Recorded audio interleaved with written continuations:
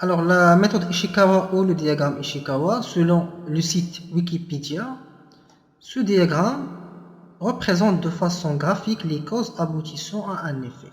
Comme vous voyez dans la photo, le diagramme représente un effet, ça veut dire le problème, et ça, on essaye de lier par rapport à chaque identifiant les causes matières, les causes matérielles, les causes méthodes, les causes milieu, les causes main-d'œuvre.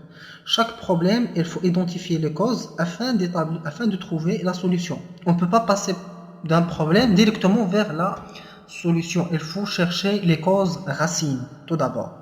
Alors, on appelle diagramme Ishikawa au diagramme 5M. Pourquoi 5M? Parce que l'ensemble des identifiants commence par M. Matériel, matière, méthode, milieu, main-d'œuvre. Il y a aussi les 7M, management et le money. Alors, Karo Ishikawa, le créateur du diagramme, il est né à Tokyo le 13 juillet 1915 et mort le 6 avril 1989. C'est un ingénieur chimiste japonais qui a développé plusieurs théories dans la gestion de la qualité et la démarche de la qualité. Alors, on va essayer de voir un exemple ensemble. Application au niveau de notre module hygiène et de sécurité. Voilà le texte et on va essayer d'élaborer, de créer un diagramme Ishikawa. Alors, un magasinier veut déplacer un colis volumineux de la zone de préparation de la commande vers la zone d'expédition. On essaie de faire ici une manutention d'un colis volumineux. Or, le seul moyen de manutention, par exemple un chariot élévateur, il est en panne. Alors, chariot élévateur, il est en panne. Alors, qu'est-ce qu'il a fait, ce magasinier-là? Il a procédé à une manutention manuelle. Il a passé de la manutention mécanique à la manutention manuelle sans respecter la procédure. Il n'a pas respecté la procédure de travail parce que la procédure, il exige de travailler avec des chariots élévateurs ou des gerbeurs pour les colis volumineux. En le prenant avec ses mains, le magasinier il a pris les colis avec ses mains car le client est en attente. Le volume du colis empêche le magasinier de voir devant lui. Alors, il n'a pas vu les trois palettes vides. On était laissé dans l'allée. Le magasinier ne les a pas vus. Alors, elle est trébuchée, elle est tombée sur le colis qui est gravement blessé. Voilà le texte. Alors, le problème ici, c'est que le magasinier il est gravement blessé. Alors là, il faut chercher les causes du problème en liaison avec notre diagramme Ishikawa. Alors, parmi les causes, c'est déplacer un colis volumineux de la zone de préparation de commande vers la zone d'expédition. Or, le seul moyen de manutention, parmi les causes aussi, il y a le moyen de manutention utilisé dans le service, elle est en panne.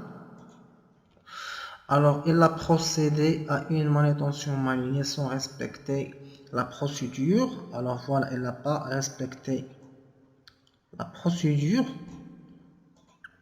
parce qu'elle a passé de la manutention manuelle à la manutention mécanique à la manutention manuelle.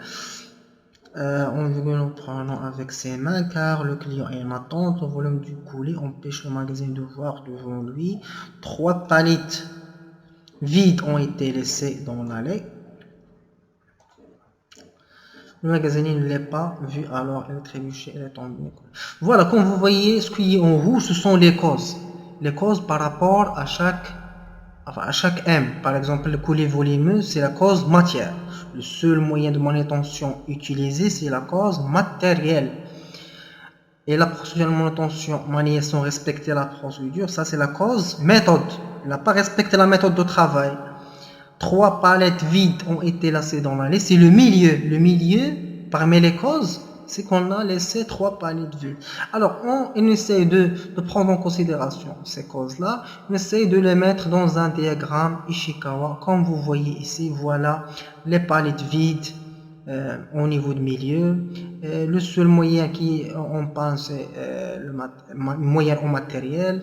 Le magasinier n'a pas respecté la procédure, ça au niveau main-d'œuvre et aussi au niveau de la méthode. On peut aussi faire au niveau de la méthode. La matière, c'est coulée volumineux. Ici, on mentionne le problème. Le problème, c'est que le magasinier il est vraiment bassé. Voilà, c'est un exemple d'une présentation du diagramme Ishikawa. On essaie toujours de creuser au niveau de la cause racine. Alors, une fois qu'on a terminé avec les causes, il faut chercher quoi? Les solutions. Voilà, les solutions. Voilà. À partir, toujours les solutions sont à partir des causes. Alors, nous avons trouvé que, par exemple, parmi les causes, le magasinier, le seul moyen utilisé en panne, un chariot élévateur, par exemple, qu'il est tombé en panne. Alors là, il faut poser la question, pourquoi le chariot élévateur il est tombé en panne? Parce que nous n'avons pas réalisé la maintenance préventive. Alors là, il faut réaliser la maintenance préventive pour éviter les pannes imprévues. Le chariot élévateur en panne une deuxième fois. Par exemple, il faut changer le moteur avant qu'il tombe en panne. C'est ça la maintenance préventive. Lié aux entretiens quotidiens, toujours il faut faire le contrôle des entretiens du chariot élévateur. Par exemple ici, au niveau du milieu, parmi les causes, c'est des palettes vides déposées dans l'allée. Alors là, il y a un mauvais rangement des palettes dans l'allée. Et là, il faut par exemple comme solution adopter les 5S ou ranger les allées de la circulation.